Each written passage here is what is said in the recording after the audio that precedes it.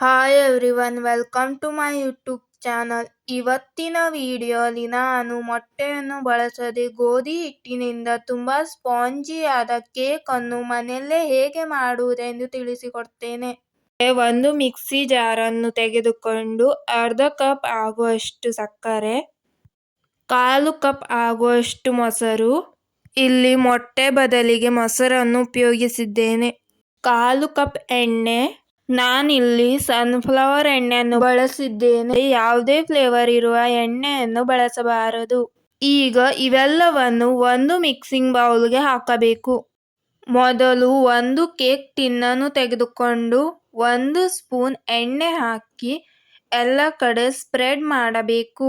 ನೀವು cake tin ಇಲ್ಲ ಅಂದ್ರೆ ಅಲ್ಯೂಮಿನಿಯಂ ಪಾತ್ರೆ ಕೂಡ ಉಪಯೋಗಿಸಬಹುದು. ಇದಕ್ಕೆ 1 ಸ್ಪೂನ್ ಗೋಧಿ ಹಿಟ್ಟು ಹಾಕಿ ಎಲ್ಲ ಕಡೆಗೆ ಸ್ಪ್ರೆಡ್ ಮಾಡಿಕೊಳ್ಳಬೇಕು.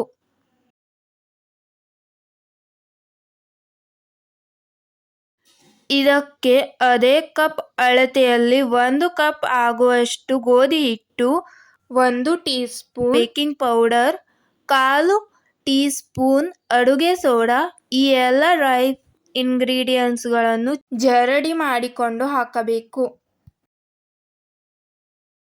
ಜರಡಿ ಮಾಡುವುದರಿಂದ ಹಿಟ್ಟಿನಲ್ಲಿರುವ ಸಣ್ಣ ಪುಟ್ಟ ಗಂಟುಗಳು ಹೋಗುತ್ತವೆ.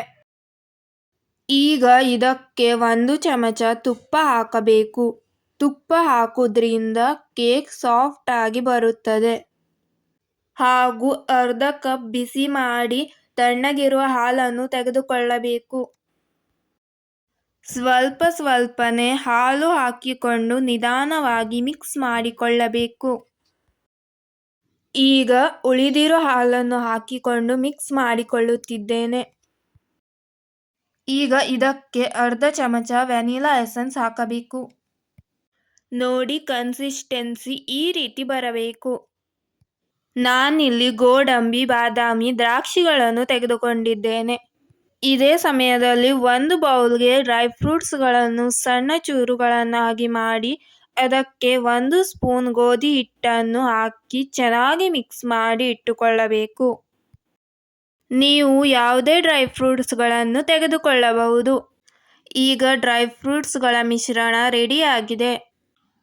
ಈ ಮಿಶ್ರಣವನ್ನು ಹಾಕಿ ಮತ್ತೊಮ್ಮೆ ಚೆನ್ನಾಗಿ ಮಿಕ್ಸ್ ಮಾಡಬೇಕು. ಈಗ ಮಾಡಿಕೊಂಡಿರುವ ಕೇಕ್ ಬ್ಯಾಟರ್ ಅನ್ನು ಟಿನ್ಗೆ ಹಾಕಿಕೊಂಡಿದ್ದೀನಿ. ಈಗ ಟಿನ್ನನ್ನು 1-2 ಬಾರಿ ನೆಲಕ್ಕೆ ಟ್ಯಾಪ್ ಮಾಡಿಕೊಳ್ಳಬೇಕು. ಇದರಿಂದ ಕೇಕ್ ಬ್ಯಾಟರಲ್ಲಿ ಏರ್ ಬಬಲ್ಸ್ ಇದ್ದರೆ ಹೊರಟು ಹೋಗುತ್ತದೆ. ಡ್ರೈ ಫ್ರೂಟ್ಸ್ ದಿಂದ ಡೆಕೋರೇಟ್ ಮಾಡಿಕೊಂಡಿದ್ದೀನಿ. ಈಗ ಓವನ್ ಅನ್ನು 180 ಡಿಗ್ರಿನಲ್ಲಿ 10 ನಿಮಿಷ ಪ್ರೀ ಹೀಟ್ ಮಾಡಿಕೊಳ್ಳಬೇಕು.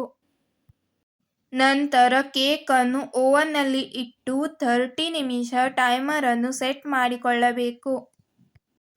ಈಗ ನೋಡಿ, 30 ನಿಮಿಷ ಆಗಿದೆ. ಕೇಕ್ ಎಷ್ಟು ಚೆನ್ನಾಗಿ ಉಬ್ಬಿ ಬಂದಿದೆ. ಈಗ ಒಂದು ಚಾಕುವಿನಿಂದ ಚುಚ್ಚಿ ನೋಡಿದರೆ ಕೇಕ್ ಅಂಟುವುದಿಲ್ಲ ಎಂದರೆ ಕೇಕ್ ಬೆಂದಿದೆ ಎಂದು ಅರ್ಥ. ಕೇಕ್ ಪೂರ್ತಿ ತಣ್ಣಗಾದ ನಂತರ ಚಾಕುವಿನಿಂದ ಎಡ್ಜಸ್ಗಳನ್ನು ಬಿಡಿಸಿಕೊಂಡು ಒಂದು ಪ್ಲೇಟ್ಗೆ ಹಾಕಿದ್ದೀನಿ.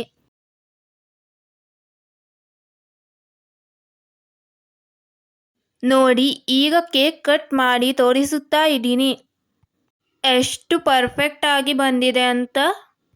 ನೀವು ಒಂದ್ಸಲ ಟ್ರೈ ಮಾಡಿ. ಇಷ್ಟ ಆದರೆ ಲೈಕ್ ಮಾಡಿ, ಶೇರ್ ಮಾಡಿ, ಸಬ್ಸ್ಕ್ರೈಬ್ ಮಾಡಿ.